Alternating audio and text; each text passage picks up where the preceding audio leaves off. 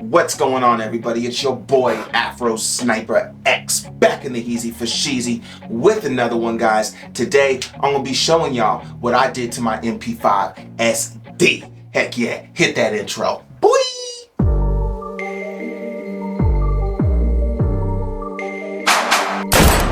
Woo! Alright guys, this is my MP-5 SD. And as you guys can see, she is clear. Alright guys, so it's safe. It's safe. I really love this thing, guys. This thing is freaking awesome. So as you guys can see, I did some cool stuff to it. Did the stippling on the grip, which I think is freaking awesome. Look at that. Super sick. Heck yeah. Nice stippling. Added a Picatinny rail to this guard. Now let me tell you guys, because I know you guys are going to ask in the comments, how did you do that, right? Because the quad rail that they do make for this thing is literally $100. So it did take some major thinking and a little bit of skill and a lot of time. What I did after going about it like twice, because if you see my posts on my page, you'll see the actual mount looks different in the beginning. So what I originally did is I drilled a hole through it, 3 holes, and mounted a rail that was about 5 inches, 5-6 inches. And that would have been awesome. But what I didn't realize in the beginning, because this is not something I really do, I'm not a gunsmith or anything like that, licensed gunsmith. I just mess around with my own stuff. Is the rail was at a slant. It was made like that, right? So I was like, oh crap. And as you can see, I have a slanted, foregrip. So I'm like, oh crap, man. I tried to tell myself it looked good, but it just didn't. So I had to go back and redo it. And you can actually see the original holes right there. So what I had to do is I got one of the mounts that come with one of the bipods that connect to the sling mount. It's like a little C kind of cup mount with a little like 2-inch Picatinny rail on it. And it was actually perfect because, as you can see, it's rounded, right? So I drilled a hole straight through an even bigger hole, but where I drilled the initial hole, right? And what I did is I integrated a nut into the guard. Yeah. What I had to do is I got one of the nuts that go on the back of like a foregrip. Looks something like that. And I put it into the hole, and then I used some JB Weld to seal it, and then went over the JB Weld with some Gorilla Glue, right? To make sure it is going to hold. Even though the 22 LR doesn't give off a lot of recoil. But after I did that, I ran a screw through it, a bolt, and attached the Picatinny rail like that. Then I ran into another problem. The bolt was just going straight through. And if I used one with a bigger head, a bolt with a bigger head, it just did not work. The rise was too high on it, right? Where the foregrip couldn't slide over it. So I was like, all right, 3D print. Right? So I got that done.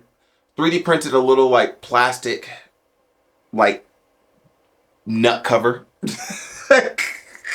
Pretty much, bolt cover, whatever. And I shimmied it down a little bit so that way the foregrip could actually slide right over it. And I know this sounds like a lot, and that's my point. It's not something I recommend, because if you aren't careful, you're going to completely mess up your guard. So back to, showing you guys what I did to the gun. So as you guys can see, like I said, I added the foregrip, and it looks just really, really good. And there's a reason why I kind of went with the slant, and I'll show you that in just a second. And I also did the carbon fiber, guys, on the suppressor. I think that just looks really badass. Hell yeah. And it switches up the pattern on the gun, from just the straight solid black, and then you got the tip carbon fiber. So that looks really, really good. Went with the Pinty Optic red dot, guys. I did do a full review on this red dot, which is pretty freaking awesome. And just to give you a little brief, if you guys didn't catch that, this is a red dot and a green dot, guys, all in one. And the green dot, in my opinion, even though other people like to say different, I think you could see it a lot better in the daytime than you can the red dot. But hey, that's just me. But overall, guys, I think this build just came out really, really good. Now, the reason why I did the slanted foregrip is, so you know the whole SBR thing, right, guys? You gotta wait a certain amount of days, register your gun, right? Well, this is a 16-inch barrel. And with this slanted foregrip like this, you're able to actually get that nice little cheek well like this and still able to get around some corners if you wanted to. I know this is a 22 LR, but for close quarters, home defense, this is actually a really good option.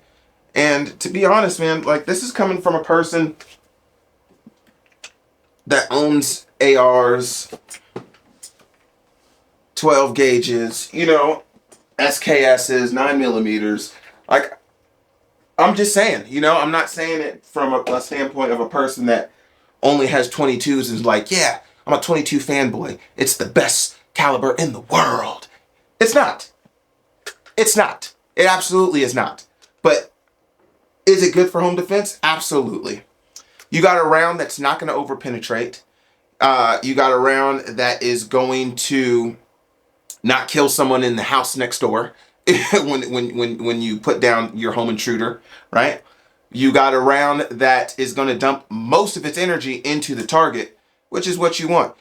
In my opinion, I went over this in another episode called 22 for home defense. You guys should definitely check that out. It comes down to the type of 22 cartridge that you use. This right here, guys, is the 22 LR Federal Punch. And this is actually made for home defense and personal protection. I somewhat skittle my magazine. And what I mean by that is I mix it up between those and some CCI Stingers, y'all. I keep a 9mm and that bad boy right next to my bed. I got plenty of options. But that right there is a really good option, in my personal opinion. You know, like I talked about in the episode I was just talking about, the 22 for home defense. You waking up out of your sleep, you know, you're all distraught, and you hear some noises, and you go to check it out. You know, that recoil could kind of fuck you up a little bit. You know, really could. You're just waking up. It's a lot of boom. Then the sound, I'm guaranteed that you're not going for your ear pro, right? So use anything of a high caliber, even a 9mm, honestly, you're going to feel a little ring, a little ding ding in the ears. 22 right there, not so much. And you're able to just drive it through and get the job done and get the danger out your house. Protect your family. America. That's my personal opinion. So with that being said, with this setup like this, you know, that is awesome. And with it having minimal recoil, with me having my face right here, and my cheek is resting right here. It's like the end of my cheek is resting right here, but most of it is right there on the stock. So, I mean, that works. That works. I got all the functionalities of an SBR without having to go through the bullshit. You know, and there's not many guns where you could actually do that. Get your face that close comfortably, right? And do all that, you know, and to sum it up, like, I'm just saying, I would love to hear your thoughts in the comments about this. You know, I really would. I think this is just a really, really cool gun, like, for real. Perfect sighted picture, guys. I got a perfect sighted picture, you know? And if you guys are wondering, well, how did you get your red dot that high? Honestly, guys, I had to order the UGT low profile Picatinny mount. And that worked perfectly, guys. It gave me the perfect sighted picture. Perfect. Where my eye is literally right there. You know? And this is actually comfortable. You know, if I had a straight grip, I think my arm would be tweaked too much, where that would kind of be uncomfortable. But this right here, I could run this. And I like that shit. I like that shit a lot. So, heck yeah, guys. Go get you one of these. This is the MP-5 SD, made by H&K, licensed, but made by Umarex. So, heck yeah. That's right, all my air gunners out there. This thing is made by Umarex. Poof. I know your head just blew off your freaking shoulders. Guys, I'm serious, man. This thing is badass. It is a bunch of fun. And a lot of people say it only has one application, which is planking. In my opinion, that's not the truth. That's actually so far from the truth. You could do so much with this awesome thing that a lot of other 22s just don't give you the option to do. Now, as far as the home defense 22, yeah, any 22 technically that's reliable can do that.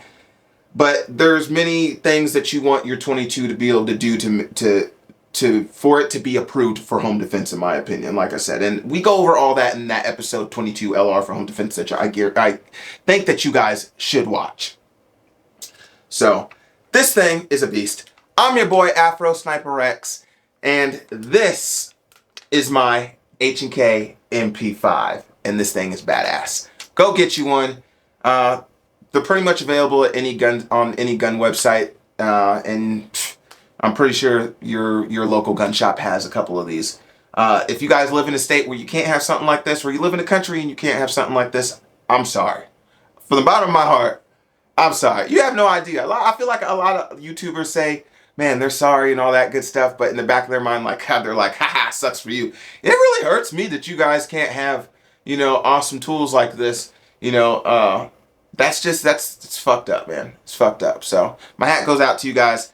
Y'all have a blessed one. I'm your boy Afro Sniper Rex. Remember what I always say, stay popping that air, stay shooting that lead, and stay dangerous. You only live life once, so don't half-ass shit. Live it to the fullest.